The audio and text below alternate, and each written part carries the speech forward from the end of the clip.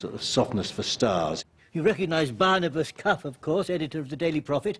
He will do anything to get some star names under his wing. He likes collecting them, doesn't he? Yeah, he likes collecting them. So it doesn't take much tempting to come back in a way. All right, I'll do it. But I want Professor Merrythorpe's old office, not the water closet I had before. And I expect a raise. These are mad times we live in, mad. They are indeed. And it's not just mad times in the wizarding world. There's panic on the streets of London as Voldemort's soldiers, the Death Eaters, attack the Millennium Bridge. Even the makers of Harry Potter don't have the budget to destroy the bridge for real, so they sent a team down there to film images that would later be incorporated into this extraordinary sequence. During the actual destruction of the bridge, obviously we start replacing more and more of the real elements, so we have to take the real bridge out and replace it with the CG bridge. We've actually replaced the Thames as well with CG water so that we get all of the real interaction between the bridge collapsing into the water and the splashes and things. And of course, ultimately at the end, we've actually replaced all the people on the bridge with CG characters running away from the destruction. There are just under 1,500 special effects in the film, and constant developments in the processes used have enabled the filmmakers to pursue ever more ambitious results. I think Quidditch, for example, is in this film better realised than I think we've ever had it. I think it feels more real than ever before. Technology's improved. I think our knowledge of visual effects has improved, and I just think it feels really, really real. But how they film Quidditch before it actually hits the technology is still a closely guarded secret. Or is it? Basically, it's no main secret other than for a man. If you imagine sitting on a bicycle and taking your feet off the pedals and off the ground and just hanging there and then leaning forward, and with all the repercussions that has, then you get what are you getting at? Well, balance is difficult. Balance is very, very difficult, and also certain very, very important organs are crushed. Ah, comfort. And yeah, so it's the comfort levels are not high. This is Ron's first outing in the Quidditch arena, and he eventually emerges as quite a star.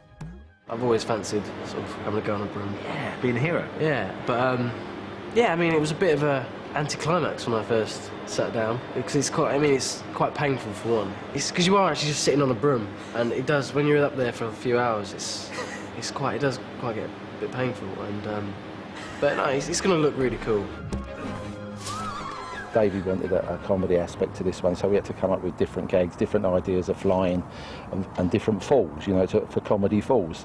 And you know, Quidditch, when they're flying up there, and obviously on these rigs at the Quidditch arena, we've come up with a Russian swing that we've been using and launching them off that. So what on earth is a Russian swing? Is just a great big swing, which you swing back and forwards, and on the number 3, the guys just launch. I mean, we can get them up there on that, you know, but we had a big one made for Quidditch for inside, and we had a smaller one made for out here just to launch them off and just let them skid across the mud. So you swing them backwards and forwards, 1, 2, 3, off you go, let them go. Yeah.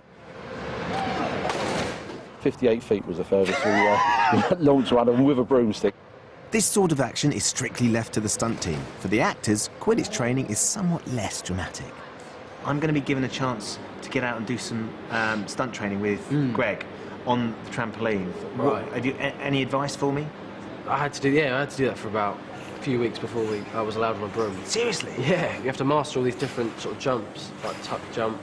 That's like jumping and bringing your knees up. Yeah. My 4-year-old cousin can do that. it just get harder because they put you in this harness. Right.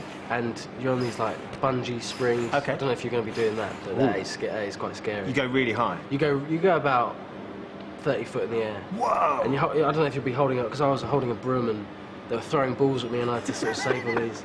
It's quite scary. Hey, 3. I didn't really enjoy that part. Good luck anyway. I'm going to need it. I understand this is where the Quidditch training takes place. It starts here. It starts here? It starts here. We get all the kids in, and we basically just play with them on the trampoline, on the floor, in the gym, just to get some movement. and some timing. And these are obviously the equivalent of the quaffle or... Correct, yeah. Just a softer version for this, just in case it catches you in the face and that. So look, you've got a harness up there as well. What's Yeah, that? this is what we start everyone, all the people who's been playing Quidditch, we start them in that just to get them bouncing up and down so they're safe. If they make a mistake, we can just hold them off the tram. Excellent. Dave, just come down, we'll take your shoes off and we'll put you up in the harness. This is good. Start ringing the bells. That's it, good. Trying to catch him on the nose. Which I do quite often. Not the nose I'm worried about, Greg. Watch your nose this time. Here it comes. It's going to take a lot more than practice to get me match fit. I think I'm going to need some of this. It's a curious little potion, known as Felix Felicis. But it is more commonly referred to as... Liquid luck. Yes, Miss Granger. Liquid luck. Desperately tricky to make, disastrous should you get it wrong. One sip and you will find that all of your endeavours succeed.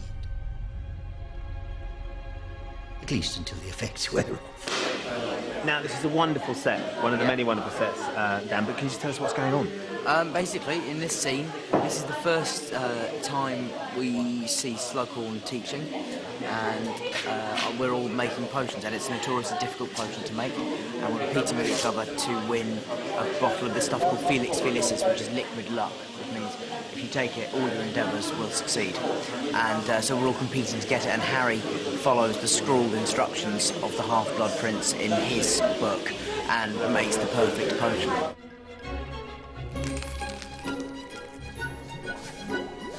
How did you do that? Crush it, don't cut it. No. The instructions specifically say to cut. No, really.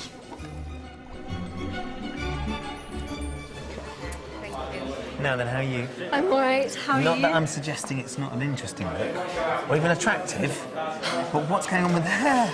This is Hermione in her final stages of potion madness, and she's meant to look a little bit like Medusa at this point. Hermione really, really, really wants to be the best and make the best potion so that she can win the prize, which is this little vial of liquid luck. She just gradually gets more and more frustrated and desperate as the scene goes on. Because it's very unlike Hermione to be getting things wrong as well. Very unlike her. She hates it. She hates not being the best. Hates it. And watching Harry do everything against what the recipe says. But getting it right is just too much. He's top of the class. He's even better than you, Hermione. Slughorn thinks he's a genius. Oh. I'm very impressed at the fact that Hogwarts, this school of witchcraft and wizardry, uses gas for their Bunsen burners. Interesting. Can't be gas. Very strange thing that they've done. You can imagine Dumbledore on the phone to the gas board. Yes. What time will he be round? You know, just check the meter. Dark times lie ahead, and later we'll be finding out why when we meet Draco and Greyback, both working some bad magic. Plus, we'll be catching up on all the gossip and finding out who's snogging who. Excuse me, I have to go and vomit. But after the break, I'll be stepping into the film as an extra. I can't wait. See you in a bit.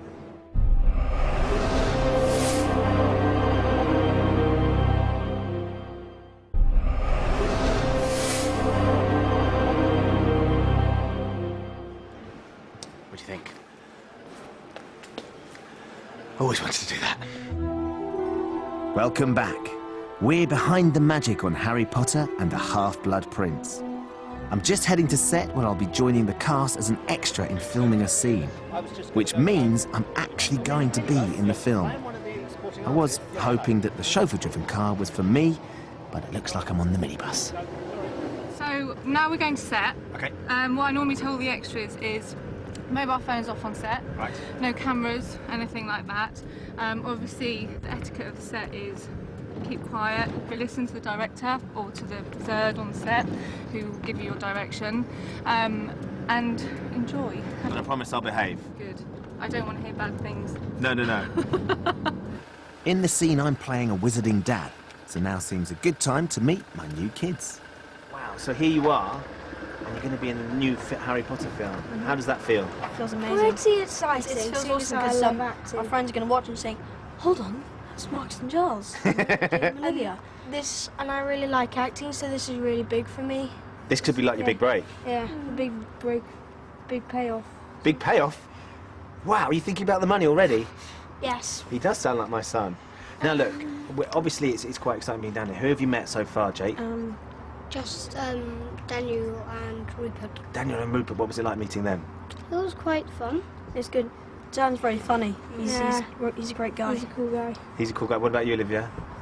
Met Dan and Rupert. And were they cool? Yeah, they were cool. Did you have good fun with them? Yeah, I had fun with Dan. You had fun with